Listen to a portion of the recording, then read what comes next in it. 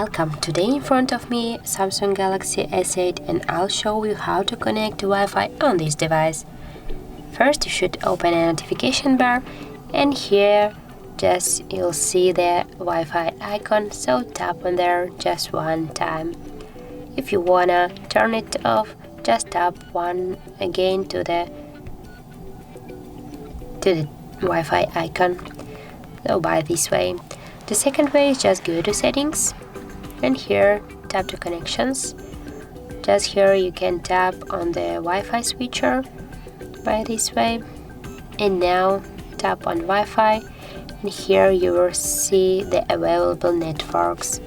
So now for example you can choose one of these networks. I will go in with this one, and now you can enter the password here. And also if you will tap on the eye icon, you'll see the password. Also you can tap to the switcher to auto reconnect, and now tap to connect. That's connecting. So now you can see that your device was successfully connected to another network. So that's it. If you find this video helpful, leave like, comment and subscribe our channel.